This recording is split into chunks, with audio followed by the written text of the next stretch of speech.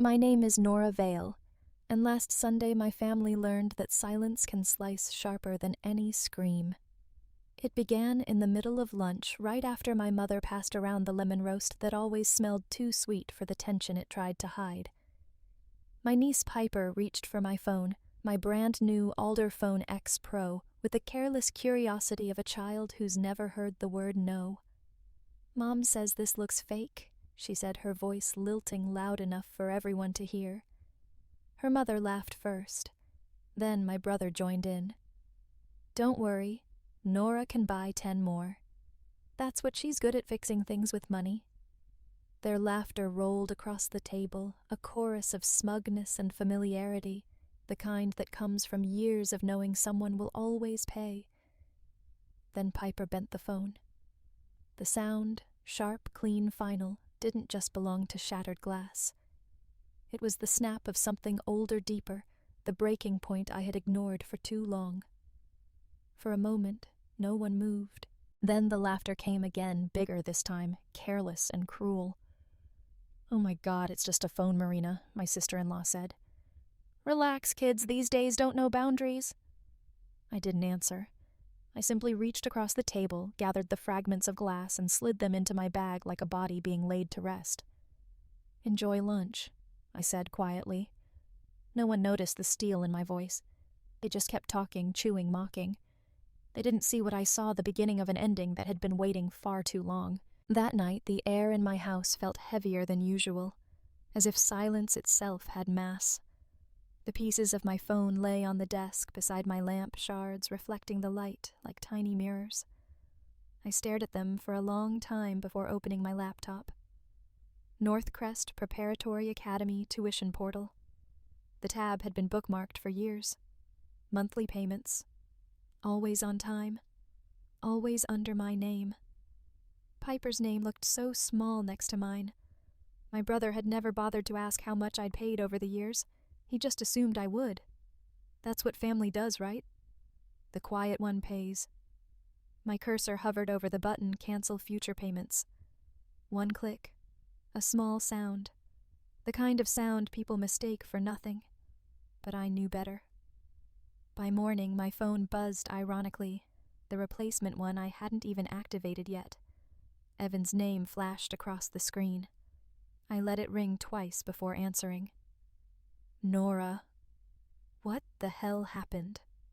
The school-called payment didn't go through. "Some kind of glitch?" "No glitch," I said. "What do you mean, no glitch?" I ended it. Silence stretched on the other end, the kind that makes people's egos itch. Then his voice sharpened. "That's her tuition, Nora. She'll lose her spot." "Then maybe you should pay it," I said. He laughed, but it cracked halfway through. "This isn't funny. She's a child, and she's learning what her parents taught her," I replied. "That actions have consequences." He started to say something else, but I hung up before he could finish. The echo of the disconnect felt clean. I went back to my coffee, calm. By evening, Marina texted, "You're being dramatic." An hour later, "You'll regret this." At midnight, "We don't need your help anyway." I smiled at that one, because deep down they both knew they always had. They needed me more than they'd ever admit. By the end of the week, my mother invited me to lunch again.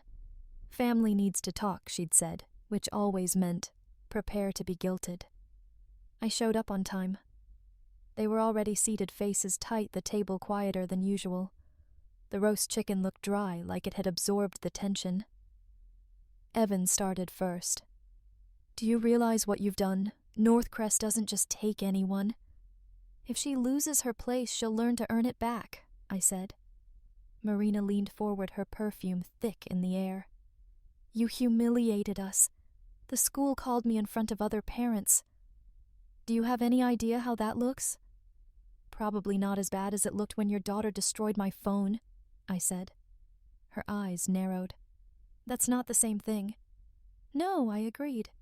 "That was cheap glass. This is reality." The air tightened.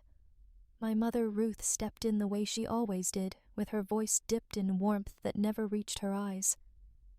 Sweetheart, she's just a child. Be the bigger person. Reinstate the payment and we'll move on. There it was, the old pattern, the command wrapped in softness. Be the bigger person, I repeated. You've said that to me my entire life, and every time I was, it just made everyone else smaller. No one spoke. Even Piper looked up from her plate, startled. I placed my napkin neatly on the table. You'll find another way, I said, echoing Marina's text from days before. The silence that followed felt clean. When I reached the door, I heard Marina whisper to Evan, "She won't go through with it." I almost laughed. They really didn't know me at all. 3 days later, the school sent a letter. Due to non-payment, your child's enrollment at Northcrest Preparatory Academy has been suspended effective immediately. I imagined Marina reading it, lipstick smudging as her hand shook, Evan slamming a fist against the counter. Piper standing there, not understanding yet that her world had tilted. I didn't need to see it. I could feel it through the silence. By Monday, the shift began. Piper's public school uniform arrived in a brown delivery box, plain, unbranded, unremarkable. The kind of clothes she used to mock kids for wearing. She refused to get dressed that morning. "Everyone's going to laugh," she cried. "Mom, fix this." But there was no fixing it. Evan's co-workers started whispering too. "Heard your kid's out of Northcrest," one of them must have said. Pride doesn't survive rumors. It corrodes fast. At dinner that week, they all sat in brittle silence. I wasn't there, but I could picture it, the same table, same seats. But the laughter gone. Meanwhile, my own nights were quiet, peaceful. I read again, slept through the night. For once, silence wasn't heavy. It was mine. Then one evening, the doorbell rang. Marina stood outside, arms crossed, eyes wet with fury. "You're sick," she spat. "You're ruining her life over a phone." I leaned against the doorway, calm. "No, I'm teaching her what you never did. She's a child." "She's a mirror," I said, "and right now you don't like what you see." Her mouth opened, closed. The truth has that effect. It suffocates arrogance. When she left, she slammed the door hard enough to rattle a picture frame. It tilted but didn't fall. I took that as a sign. 2 weeks later, my mother called. Her voice sounded older, thinner. "Come for tea," she said. "Let's talk." I almost said no, but something in her tone made me curious. When I arrived, the living room was too quiet. Then I saw them, Evan, Marina, and Piper, sitting stiffly on the couch, my mother in her chair clutching her rosary like a shield. So this was it. The ambush. Evan stood first. "This has gone too far. She's falling apart, Nora." Piper's eyes were red. She muttered something that might have been sorry. It didn't sound like regret. It sounded like rehearsal. "You don't understand," Marina said, voice trembling. "Families fight, but this is cruel." "Cruel," I echoed. "Cruel is laughing while someone breaks what they worked for. Cruel is thinking your comfort comes from someone else's silence." My mother's eyes filled with tears. "Please, sweetheart, don't let pride destroy us." I walked over, bent down, and kissed her forehead.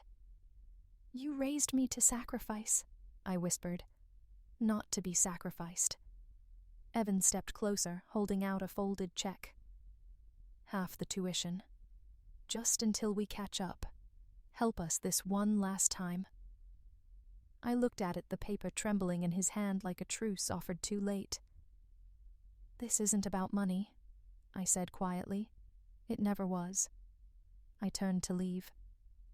Behind me, I heard Marina's voice break. "You'll regret this, Nora." But I knew I wouldn't. I'd spent too many years regretting everything else.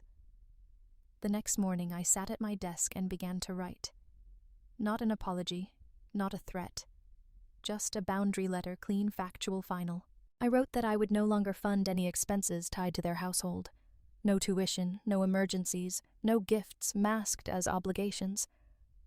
I told them that if one day they could show real accountability, financial and emotional, I would be open to a conversation, not a transaction.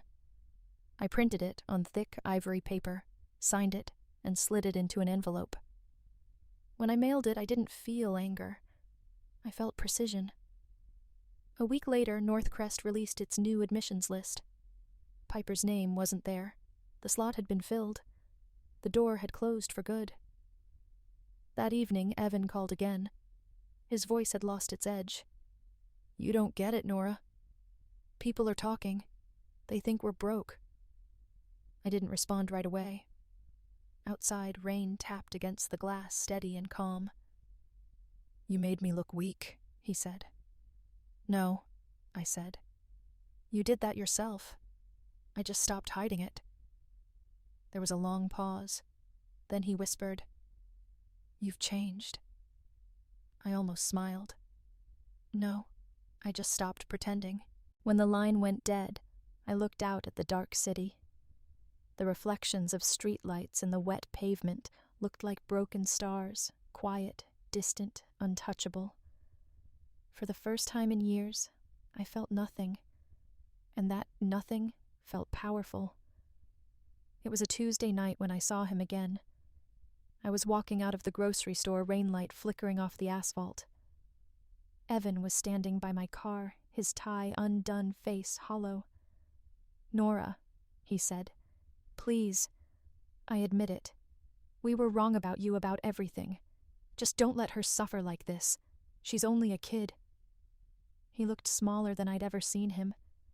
The arrogance was gone, replaced by exhaustion. "You finally feel powerless," I said. "Good. That's what you made me feel for years." He winced but didn't argue. I scraped together half the tuition, he said, pulling out another check. "Help me cover the rest, just until next term." I stared at it, the rain catching the edges of the paper. "You don't understand," I said. "This was never about the tuition. It was about the way you treated me like a wallet, not a person. That ends now." He swallowed, eyes glistening. "So, that's it. That's it." I unlocked my car, got in, and shut the door. Through the windshield, I saw him standing there under the yellow parking lot lights, the check fluttering in his hand like a useless promise. As I drove away, the wipers swept the rain in clean arcs. Revenge, I realized, wasn't loud. It didn't come with shouting or victory speeches.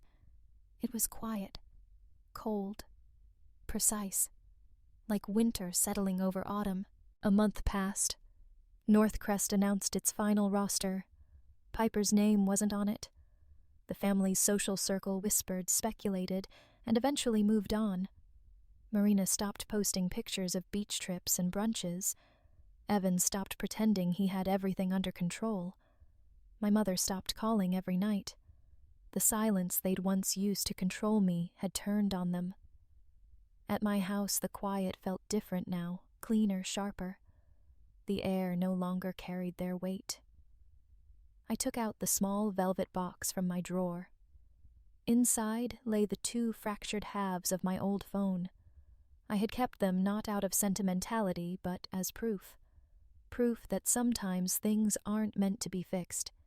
They're meant to stay broken as reminders. I placed the box in the back of my closet, beneath my winter coats. A monument, not a wound. Outside, the sky dimmed into evening. Somewhere I imagined Piper sat in a classroom that didn't smell like wealth or entitlement. Maybe for the first time she was learning something real. I didn't smile. I didn't feel joy. What I felt was balance, the kind of balance that only arrives when you stop asking for fairness and start enforcing it yourself. That night, as I turned off the lights, the house fell silent. Not the suffocating silence of loneliness, but the kind that breathes, that exists on your own terms. They would never use me as their safety net again. And for the first time, the word family didn't mean chains. It meant choice. The quiet was mine.